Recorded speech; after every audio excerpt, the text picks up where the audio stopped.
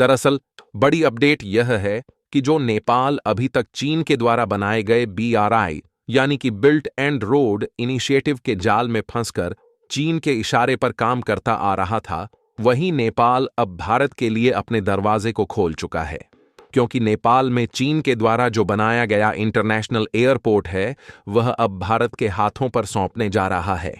और आपको बता दें कि नेपाल में 3 अंतर्राष्ट्रीय हवाई अड्डे पर भारत को कब्जा मिल सकता है, जो कि भारत की रणनीतिक सौदेबाजी के हिसाब से बेहद ही महत्वपूर्ण है। नेपाल ने चीन के खिलाफ जाकर भारत के हित में जो फैसला लिया है, इससे यह पूरा यकीन हो चुका है कि इटली और बांग्लादेश के बाद अब नेपाल भी भारत के साथ मिल चुका है। नेपाली सूत्रों से जारी की गई खबरों की माने तो भारत की बिलियंस ऑफ डॉलर की कंपनी अदानी एंटरप्राइजेज नेपाल के 3 इंटरनेशनल एयरपोर्ट को संचालित करने जा रही है। यानी कि देखा जाए तो नेपाल ने अब भारत के लिए अपने दरवाजे को खोल दिया है। और यह कोई छोटी मोटी बात नहीं है कि नेपाल भारत के हाथ ऐसे इंटरनेशनल एयरपोर्ट के संचालन का जिम्मा सौंपने जा रहा है, जिसे चीन की मदद से बनाया गया है।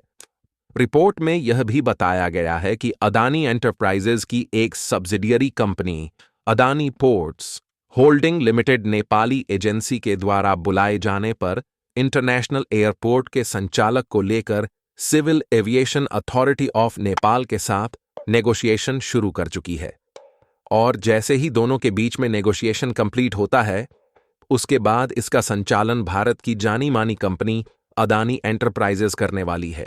और भारत की अदानी एंटरप्राइजेज नेपाल के ऐसे एयरपोर्ट का संचालन करने जा रही है जिसे चीन बनाकर बीच में छोड़कर चला गया था।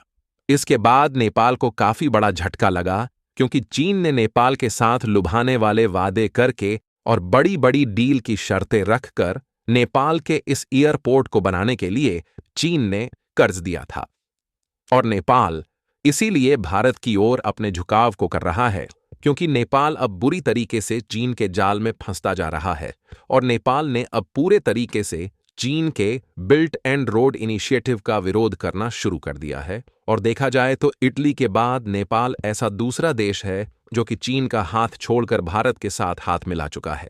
इसके अलावा बांग्लादेश भी चीन के द्वारा बनाए जा रहे बिल्ट एंड रोड इनिशिएटिव का विरोध कर रहा है और भारत के साथ स्ट्रैटेजिक पार्टनरशिप को बढ़ाने पर जोर दे रहा है। नेपाल भारत के लिए कितना ज्यादा इंपॉर्टेंट है, इसका अंदाजा आप इस मैप को देखकर लगा सकते हैं, क्योंकि नेपाल देश की सीमा एक तरफ जहां भारत से सटी हुई है, वहीं दूसरी तरफ चीन से।